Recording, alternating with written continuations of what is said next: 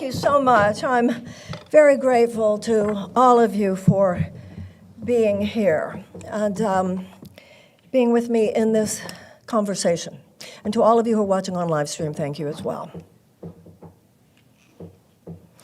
So a core principle of the Williamson administration will be to realign public policy with the most basic elements of our humanity.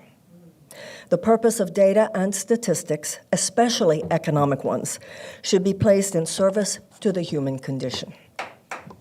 This is my 10-point economic Bill of Rights. It is a vision for a moral economy. One of my favorite lines from Mahatma Gandhi is when he said, "The idea that economics is a verifiable science is one of the greatest evils ever foisted on the human mind." The laws of physics, for instance, are objectively the same no matter where they're applied. The laws of economics, however, often stray into subjectivity when applied to real people's lives. Economists and politicians huddle together to discuss the plight of the economy, too often discounting as merely anecdotal the experience of the single mother trying to make ends meet with her 2 children.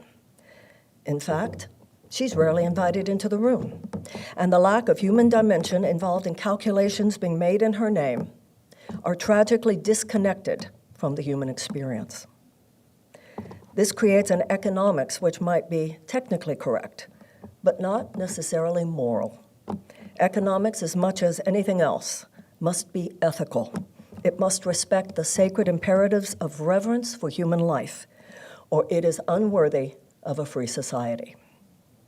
That's why it's possible for economists to go on television day after day and tell us that the economy is basically doing well, when in fact that begs the question, it is doing well for whom?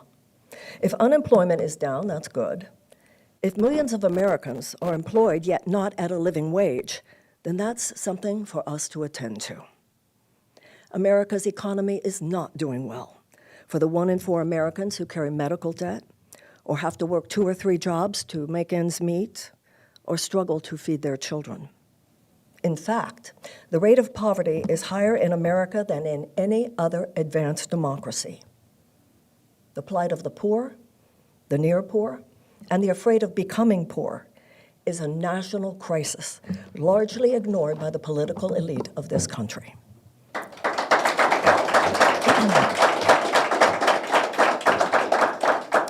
Tweaking things here and there is not going to fix this. Those things might disturb the monster of economic despair, but they will not slay it. Some level of economic anxiety is now a feature, not a bug, of the American experience. According to a recent CNBC poll, 70% of Americans report feeling financially stressed. People's job or career choices are too often determined not by a natural passion or proclivity, but by their need for health care benefits, enough money for child care, or an ability to pay off their college or medical debt. Quite simply, that is not the way to have an abundant or a prosperous life. Such factors accumulate and result in a life riddled with lost opportunity. I'm running for president to address that. Not just the symptoms, but also the causes of this era of American despair. When you do, you see a great big elephant sitting on the coffee table in America's living room. That elephant is our need for fundamental economic reform.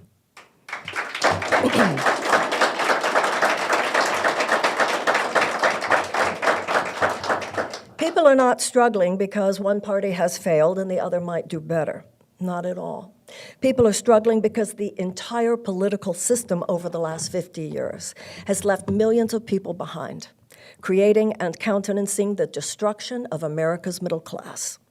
Forces of economic royalism that have sucked the majority of America's financial resources into the hands of 1% of Americans are headquartered in both political parties. And the Democrats will win in 2024, as well as for the foreseeable future, by reclaiming its traditional values as the party that tells those forces to get the hell out.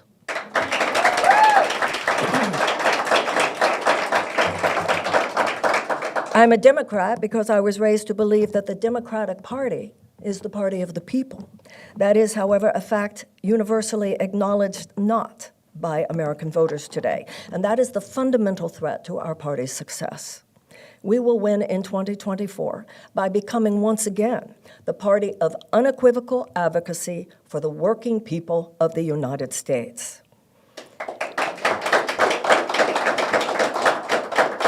I'd like to thank Professor Harvey Kaye, whose ideas and historical scholarship have aided me greatly in understanding the historical need for what Franklin Roosevelt called an economic Bill of Rights.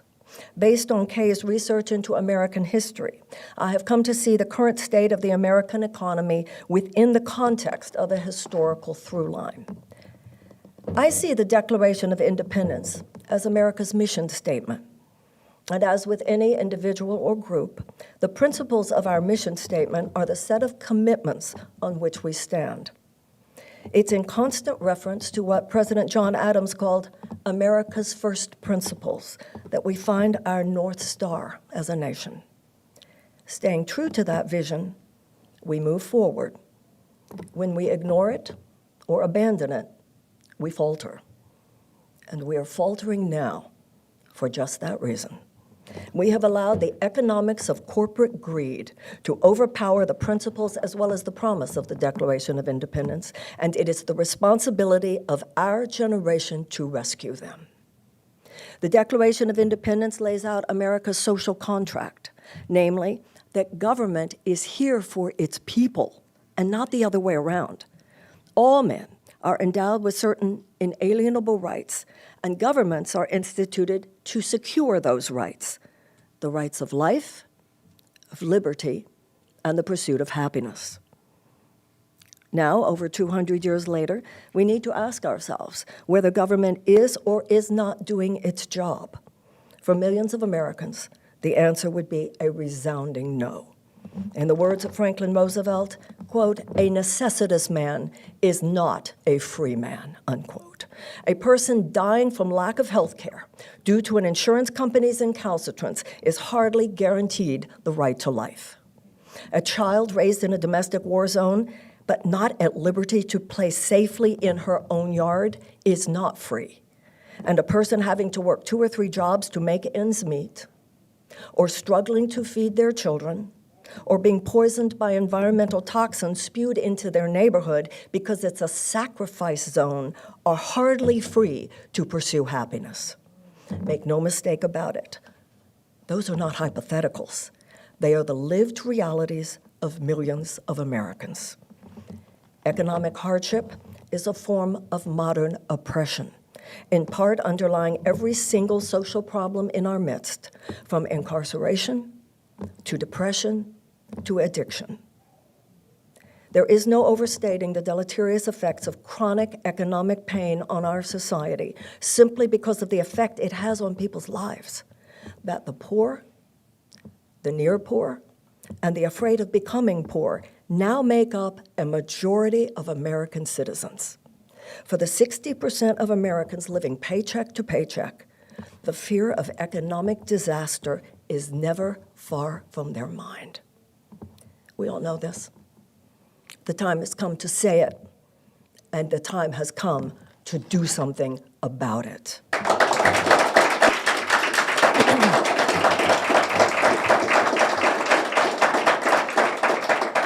I'm running for president because I've seen all this up close. I've had a long career working with people whose lives are falling apart. But when my career began, the person living with trauma seemed to be the exception. It was the diagnosis of a critical illness or the death of a loved one, sudden failure in some part of one's life. But today, people whose lives are riddled with anxiety seem more like the rule than the exception.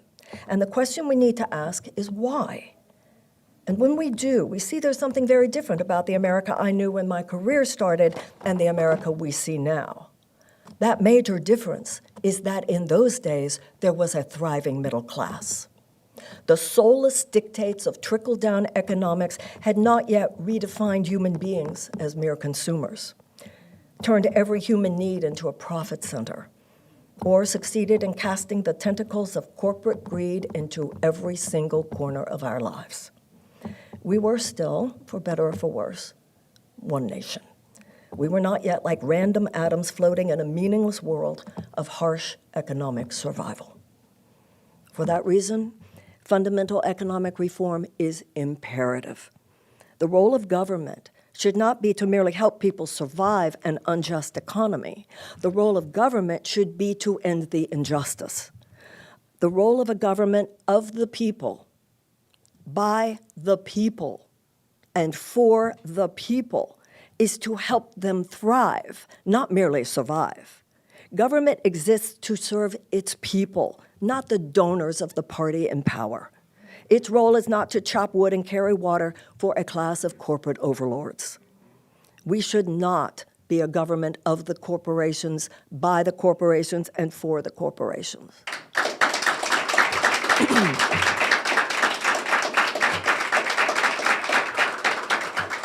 The role of the government should be to advocate unequivocally for the safety, health, and well-being of its citizens, to guarantee life, liberty, and the pursuit of happiness to the American people. Now, according to the Declaration of Independence, when government is not doing that job, then it is the right of the people to alter it. And I'm running for president to help us do that.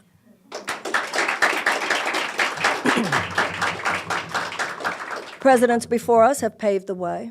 President Abraham Lincoln signed into law the 1862 Land Grant Act, providing resources to create the first public colleges and universities, enabling the children of workers and farmers to go to college. In the 1930s, Franklin Roosevelt declared that the four great American freedoms included not only the freedoms of speech and religion, but also the freedom from want and the freedom from fear. His response to what he saw as the predatory nature of American corporations was the creation of a massive array of programs he called the New Deal and the empowerment of workers with the right to organize unions. In response to the expressed yearnings of Americans for a post-World War II era of genuine security and prosperity, he introduced the concept of an economic Bill of Rights. He believed that this would solidify and codify the right of every American to life, to liberty, and to the pursuit of happiness. Now, of course, corporate executives opposed his ideas, and they opposed them vehemently. But in Roosevelt, we had a president who simply didn't care. His response was, "I welcome their hatred."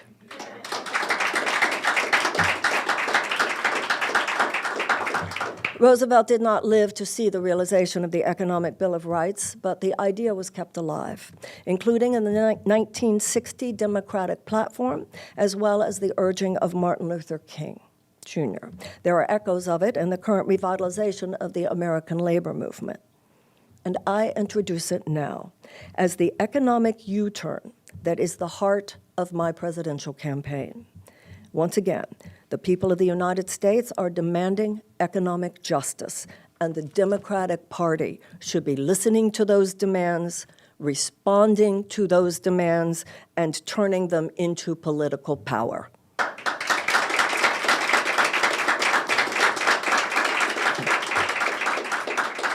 When I'm president, I will. Now, I'd like to propose a 10-point 21st century Bill of Rights, an economic Bill of Rights to include, number one, the right to a job that pays a living wage. Franklin Roosevelt said these words in 1933. "It seems to me," he said fully plain, "that no business that depends for existence on paying less than living wages to its workers has any right to continue in this country." Those words seem almost radical today, but they're radical only in that they are radically American. They give teeth and meaning to the idea that our country actually belongs to our people. Our task is to create in our time a social contract in which the ability of hardworking Americans to reap the benefits of their work and of their tax dollars is given primacy over the ability of huge corporate entities to earn more short-term profits.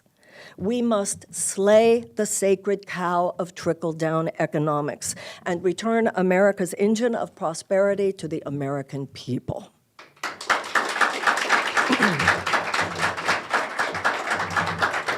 A living wage in America's cities today is so far beyond our current federal minimum wage that it leaves a third of our workforce without the ability to find a place to live. As soon as I enter the White House, I will sign an executive order that any worker in the public or private sector who is paid by way of a federal contract will be paid a living wage.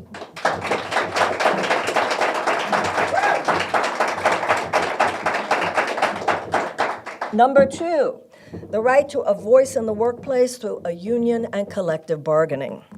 I support the passage of the PRO Act, giving all workers the right to organize and protecting them from union-busting activities around the country. This law will nullify throughout the country the so-called right-to-work laws that so seriously undermine unions. I will also bolster the power and resources of the National Labor Relations Board so that it can more vigorously perform its mission of protecting and supporting the rights of labor.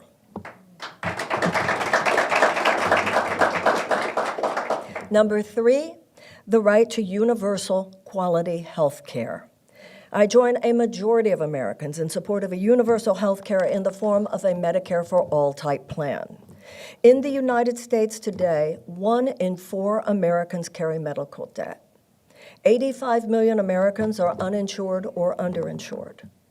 People put GoFundMe pages on the internet in order to pay for life-saving operations for themselves and for their loved ones.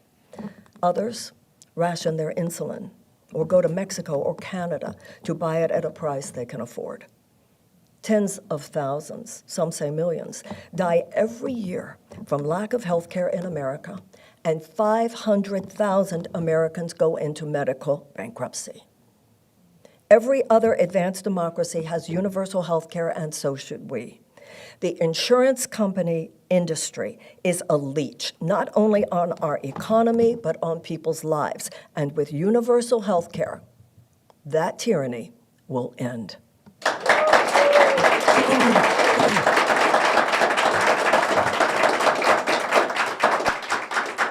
Number 4, the right to a cost-free higher education.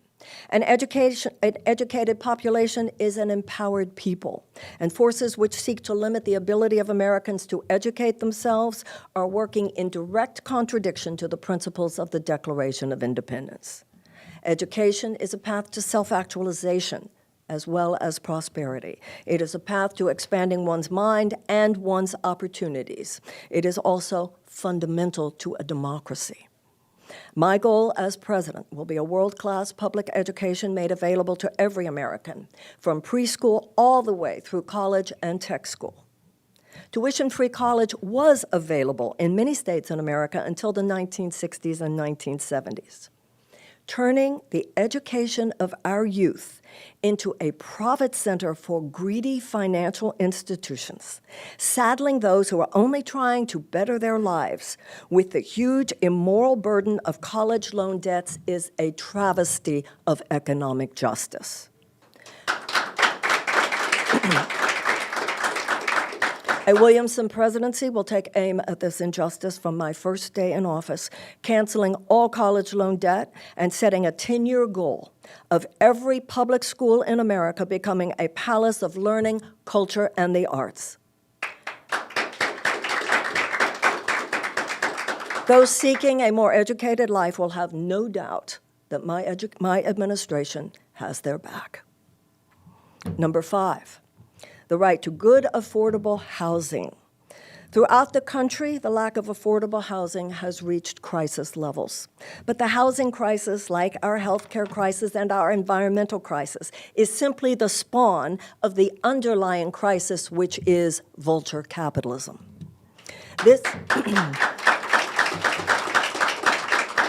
This malevolent form of capitalism has now reached its tentacles into the housing market, turning home ownership into a commodity that tens of millions of people cannot afford or reasonably look forward to. Housing should not be subject to the risk of casino capitalism. I will lead the effort to stop this unethical madness. Individual homebuyers should be given legal priority over Wall Street companies when they're trying to purchase a home, with investment firms substantially taxed for any efforts to buy up entire neighborhoods, drive up real estate prices, leaving hardworking Americans unable to purchase a place to live.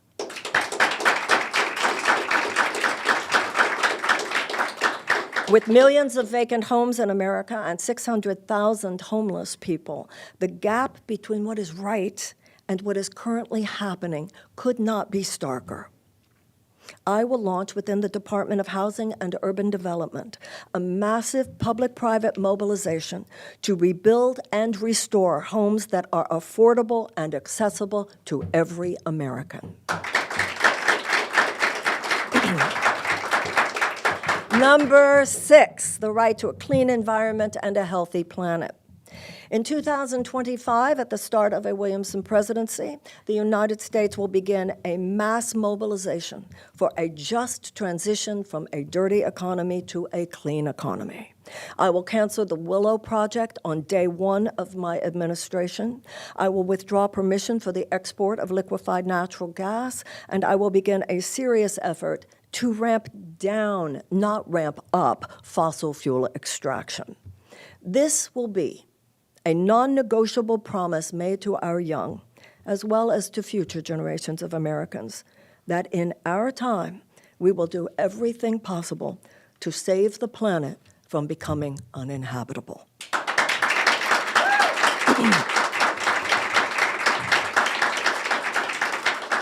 I am adamant that we not be a generation looked back on with contempt, cursed for our irreverence and irresponsibility. Rather, we will be a generation of Americans who understood, though the hour is late, that our responsibility is not to ourselves alone, but to our children and to our children's children. With all the power of the presidency in my hands, I will make sure that the American 21st century will be green.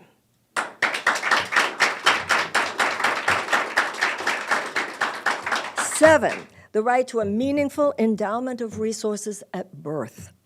One of the most powerful ways to fight poverty is through baby bonds, by which every child is allotted at birth an amount of money that will become a conduit to wealth creation in their adult years. The best baby bond proposals restrict the use of those funds to wealth-building activities such as buying a home or farm, going to a college or trade school, or starting a business. While such plans would cost taxpayers up to $60 billion a year, that amount is less than the 10% of what we spend on our annual defense budget, an item at this point labeled almost ironically as our national security. What national security is it when someone has no health care, no secure education, no secure safety, no secure economic prospects? Those are not secure rights. And when I am president, such guarantee will become real. Security will be a real concept rather than a slogan that makes money simply for defense contractors. And I say now that such guarantee of that security should begin at birth.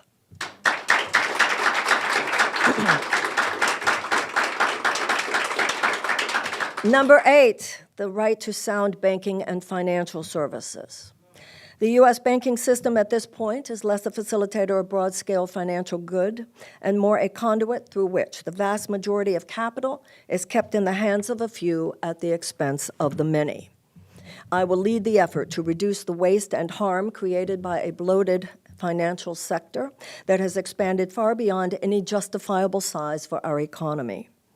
Banks are often engaged in activities that have destabilized the economy, sometimes contributing to severe harm to citizens and to the employment on which we depend. Through their irresponsible actions, for instance, banks contributed greatly to the real estate bubble and Great Recession in 2008 and beyond. I will promote the necessary financial regulations to avoid harmful consequences of irresponsible banking practices, including the restoration of the Glass-Steagall Act, in order to separate commercial from investment banking. I also support a financial transactions tax that would reduce some of the excesses and dangers of speculative activity, as well as raise revenue that could be used for social good. Number 9, the right to an equitable and fair justice system. It's hardly extreme today to suggest that at this point the United States has a 2-tier justice system, one for the rich and another for the poor. Only 3% of federally prosecuted crimes are white-collar, even though the deleterious effects of such crimes on poor communities is enormous.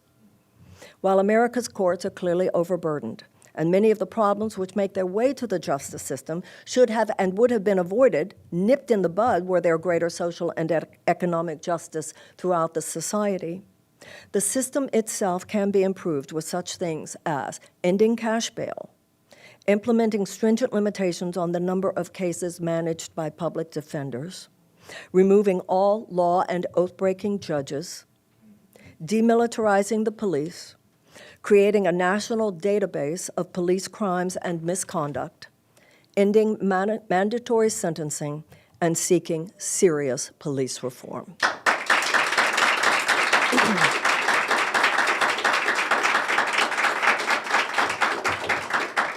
Greater economic and social justice will keep people out of prisons. Greater compassion must be shown to people while in prison, and more help must be given to people when they leave prison. In addition, racial disparities in prison sentencing constitute a moral crime in the United States, and they must end. We must bring down crime and end the prison industrial complex, both of which will be serious goals of a Williamson administration. And number 10, the right to cultural and civic involvement in democratic life. The United States invests very little in the arts compared to other countries. I will support substantial federal investment in the arts and create a public works project that employs artists and beautifies our country. We will give grants to schools to guarantee that our young have access to the highest involvement in culture and the arts. We will also create the most stringent federal protections on voting rights and election integrity, not only to achieve the goals I have stated here, but also to guarantee that such rights will never again be under serious threat. Now, with these points, an economic Bill of Rights, we will initiate a season of repair in America, an economic and societal U-turn. While it will not be completed in 4 years, it will be fundamentally begun in 4 years. It is a vision and a construct, both a goal for our society and a process by which we will achieve it. It is meant to inspire and to guide us to a new beginning, and from my first day in office, it will be my roadmap. I see it not only as the bulwark of my presidency, but the path to a better future for all Americans. The basic premise of an economic Bill of Rights is this, that an economy exists to serve its people. Our people do not exist to serve the economy.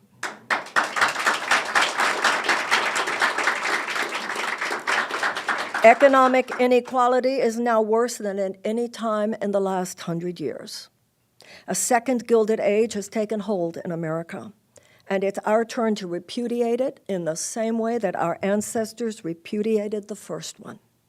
They did not cower before corporate tyranny, and neither should we. Capital should not be a power that lords over people.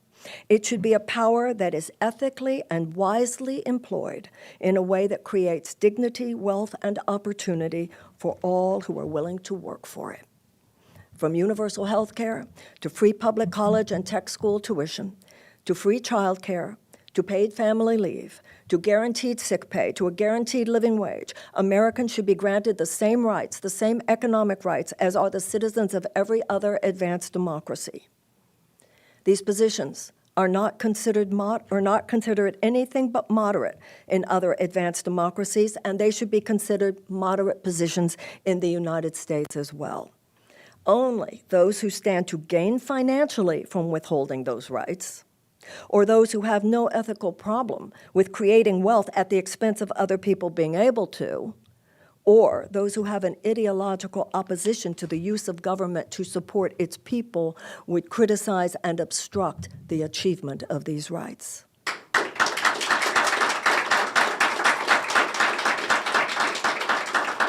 Our political imaginations have been severely limited in the last 50 years. Our hard-won rights have been placed under siege, and Americans have been insidiously trained to expect too little. I offer an agenda for an economic Bill of Rights as a way to free our minds from the invisible chains that bind us, a reminder that the American people themselves are the source of this country's wealth, the source of our tax dollars, and the source with God of our greater good. The people themselves should be the beneficiaries of the good that the people themselves produce. So said Jefferson. So said Lincoln. So said Roosevelt. And with the realization of the plans that I have laid out here, in our time, so shall we. Thank you very, very much. Thank you. Thank you. Thank you. Thank you.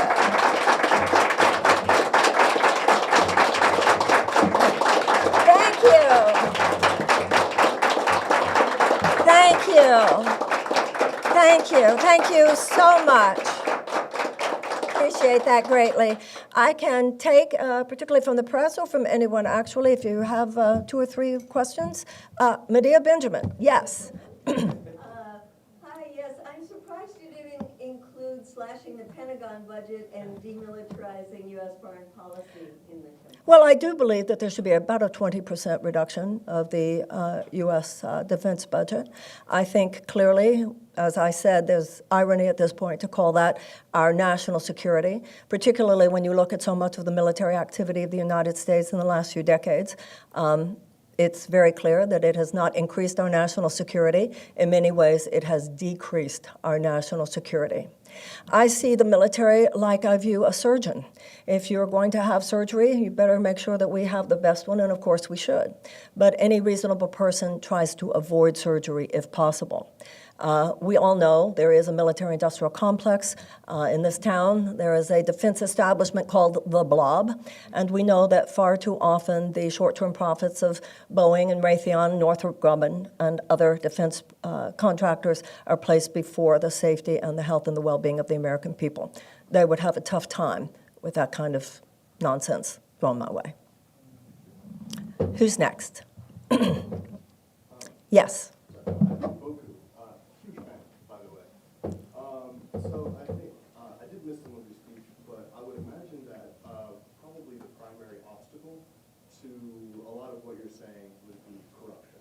And I think given what I sort of view as the Gordian knot of politics, given the Citizens United Supreme Court ruling, do you have any ideas, or how can we address political corruption given how hamstrung we are from the Supreme Court? The most powerful thing you can do at this point is vote for me.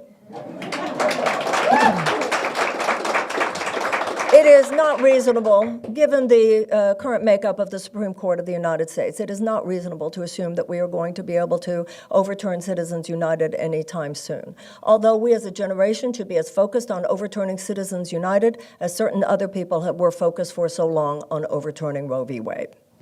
And it's not only Citizens United, it is also gerrymandering and several other factors as well. This situation is, as you said, deep corruption, and it is our entire political system is imbued with it. This town, in many ways, has become a system of legalized bribery. I'm not saying that electing a president who is not of that machine will fix everything, but I am saying that a president who will name what I just said, who sees it for what it is, and is not a part of that machine will be a very powerful piece of the solution. In order for us to face what is clearly an all systems breakdown due to that corruption, we do need an inside-outside strategy. But for inside, the most powerful thing you could do is to is to vote for someone, elect someone, get her in there who sees that game for what it is, who has nothing to gain by pleasing the insurance companies or pleasing the pharmaceutical companies or pleasing big ag or pleasing big chemical companies or pleasing big food companies or pleasing gun manufacturers or pleasing big oil or pleasing defense contractors. It will please me to make them squirm. That's my goal. Yes, sir. My name is Alejandro, and my question is about immigration. Yes. Students and farm workers right now. What are your solutions? Because right now, what's going on in the country, as an immigrant myself, it's very tense right now. And so what solutions are you bringing to the table? First of all, one of the things that I hope to do as president is something which I have learned from a 40-year career helping people, individuals and organizations, both endure and transform times of chaos. You have to look in the mirror. And I want to help this country, which I do love, look in the mirror. And one of the ways we need to do that is, as Medea was saying, in terms of foreign policy, specifically in terms of your question, recognize how much of the foreign policy of the United States in Latin America over the last few decades has contributed in very serious ways to the economic hardships and destabilization that are happening right now. This has had to do with sanctions, some of which still exist. This has had to do with destabilizing government simply because our State Department deemed them not in the best interests of the United States, making us anything but the champions of democracy that we have claimed to be. I think the average American probably does not recognize the level of horror, the level of violence that people have to be trying to escape in order to be willing to walk across a desert in a very, very dangerous trip, holding your children on your shoulders, by the way, in order to maybe, just maybe, get some kind of job in the United States. If you are not descended from enslaved people or descended from indigenous peoples on this continent, who the heck do we think that we are? Right.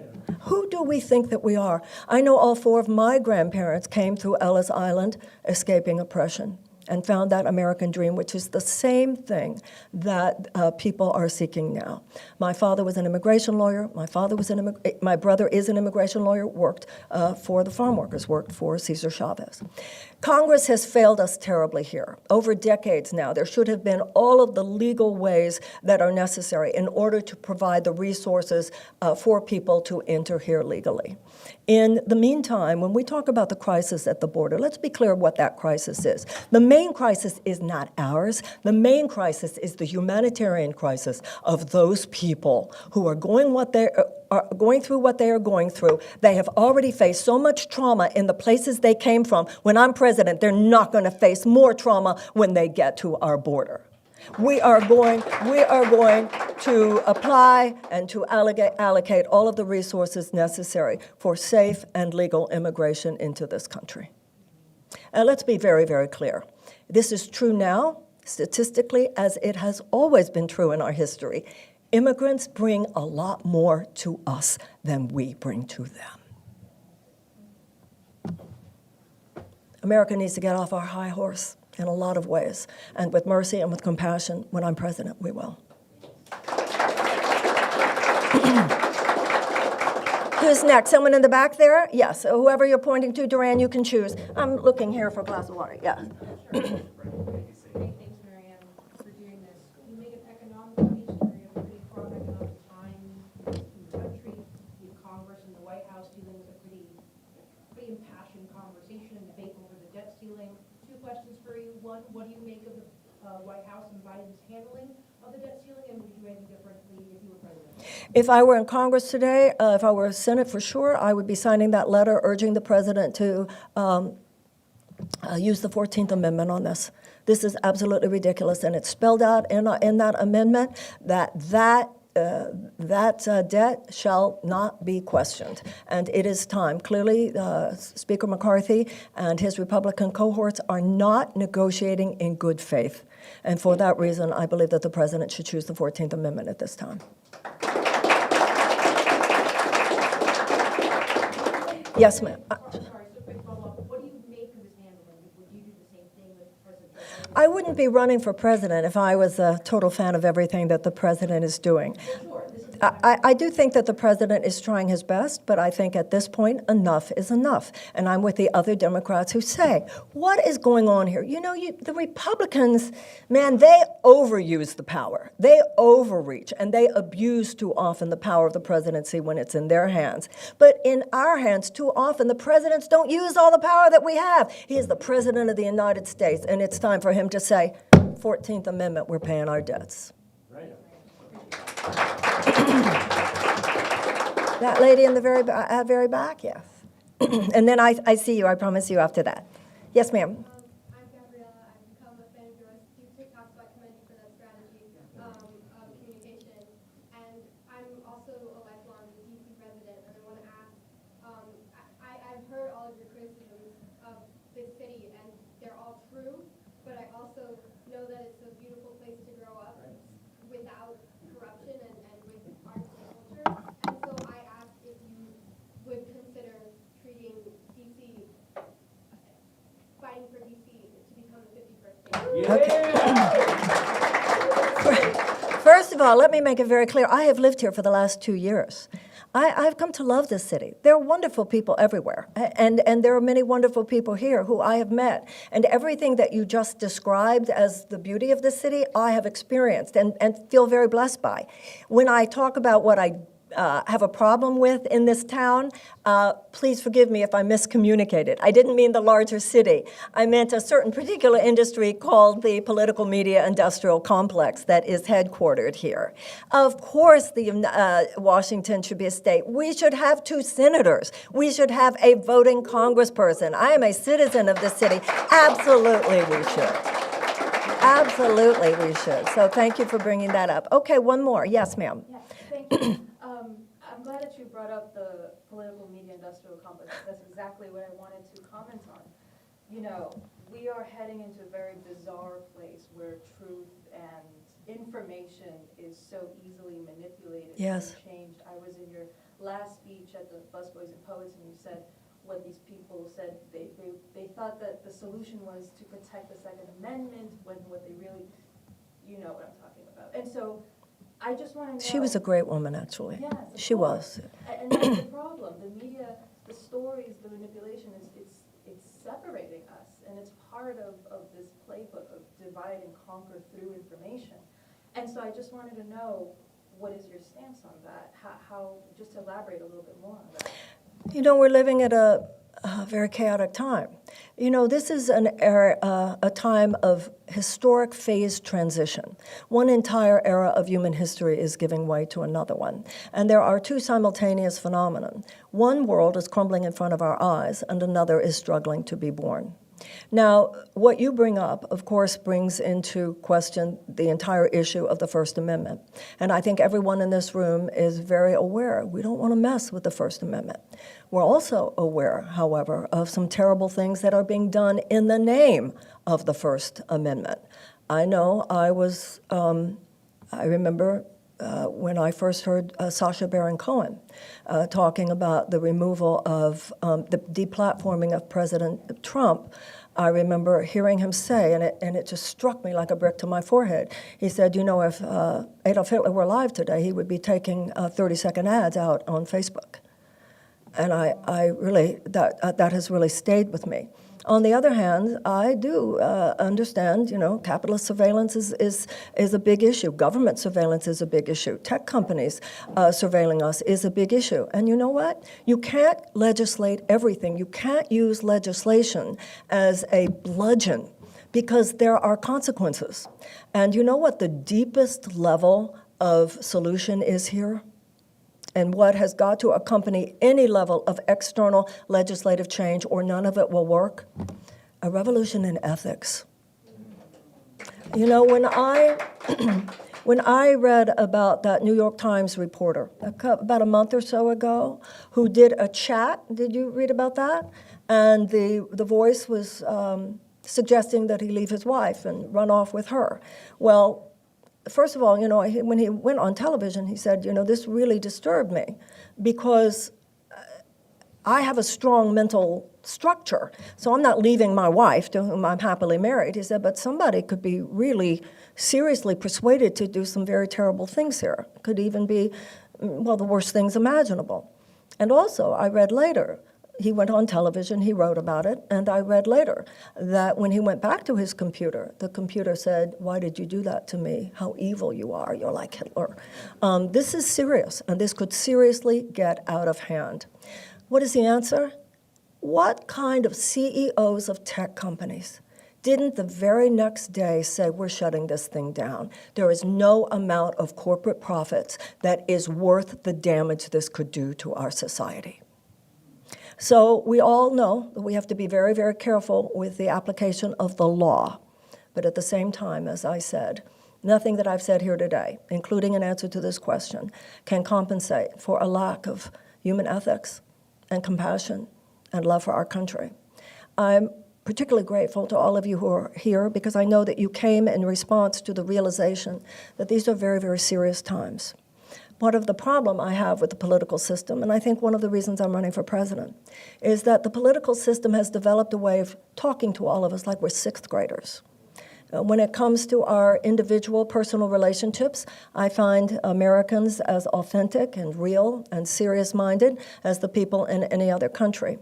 But when it comes to our public dialogue, particularly about political issues, we have been so dumbed down. And there are people who have dumbed us down for their own purposes. We are easier to control. It is easier. It makes us vulnerable to their putting forth the notion that they are the serious thinkers. They are the ones who know what to do. If they knew what to do, we wouldn't be 6 inches from the cliff in terms of the state of our democracy, the state of our environment, and the state of our economy. The status quo will not disrupt itself. That is something that we, the people, are going to have to do. And in doing that, yes, we need to make some serious changes on the outside, but as Martin Luther King said, we need quantitative shifts in our circumstances and qualitative shifts in our souls. I've spent 40 years of my life learning quite a bit about how to navigate those changes in our souls. And if you give me the chance, I think I can kick ass navigating some changes on the outside. Thank you very, very much. Thank you. Thank you so much.